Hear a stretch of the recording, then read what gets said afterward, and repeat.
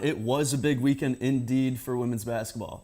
On Sunday, the Iowa women's basketball team celebrated senior night in an undefeated season at home. DITV women's basketball beat reporter Natalie Acapedi has more.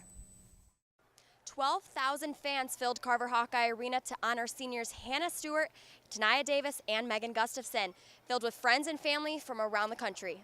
We have the best fans in the nation. We haven't played anywhere where it's better than you guys, so thank you so much from the bottom of my heart.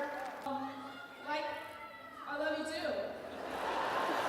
Thinking back to when it all started was a constant reminder this week. We remember our freshman year when seniors were having their senior day.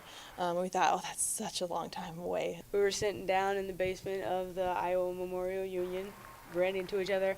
Honestly, I'll be honest with you, I just saw a group of tall girls. I was like, okay, those must be my teammates. I'm so proud of them, what they've accomplished in the last 4 years. They've left their imprint on our program. There's no doubt about it. And being a Hawkeye will forever be a part of these women. In a couple years down the line, if I need some help, if I just want to talk to someone, I know I can call up the coaching staff and my teammates, and they're going to be there for me. Thanks, Hawk fans, for believing in this really small town girl. Go Hawks.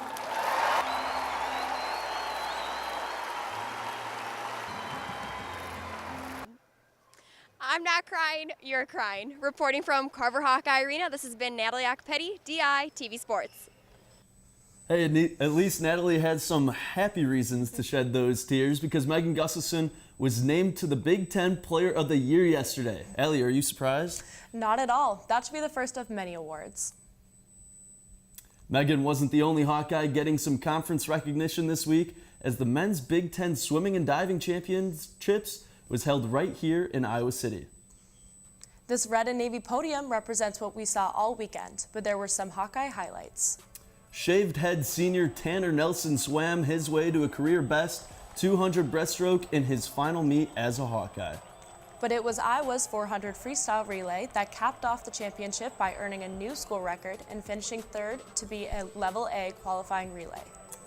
But when the points were tallied and the trophy was awarded, the Hawkeyes were 8th, and it was Indiana who hoisted it above them all.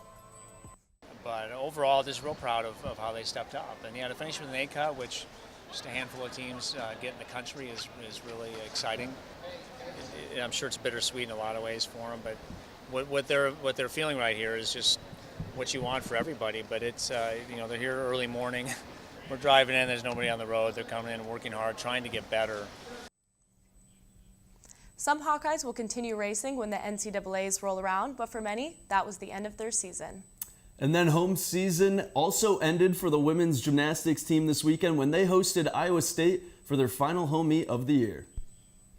The Gym Hawks started the beat off strong, scoring a season high of 48.95 on the vault. And in the next rotation, Iowa earned their second highest score of the day on bars and then dominated the floor with a 9.9 by Lauren Guerin and Clark Kaji. Unfortunately, that was not enough as Iowa lost to Iowa State by just .025 points.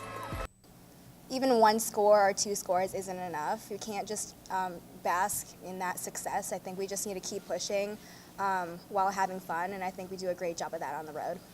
I think we all had one common goal of just wanting to go out there and do what we know that we can do, especially coming off of Big Fives. I think we wanted to really back that up.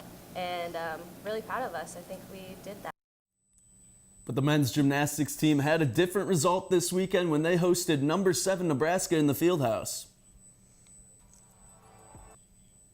On the vault, Addison Chung had a career-high night with 14.45, but Chung wasn't the only Hawkeye who had a career best against the Huskers. Jake Brodozan and Nick Merriman had personal records on their parallel bars, and which helped Iowa earn their season high on the event. Iowa finished in first this meet, and J.D. Reeves was not surprised. We're a good team, right? We have the capabilities on any given day of showing up on the floor with any team and doing really well and competing with them and or beating them. And these guys need that. They need to be confident enough to go in. It's a performance sport, right? So the better you feel about yourself and the better the energy is, the better you do. I hope that they own that and they understand that they earned it because they trained really well. And if they keep doing that and follow the course of the training, everything will peak out at the right time and we'll be good to go when the postseason hits. That's all we got in sports. Back to you guys at the desk.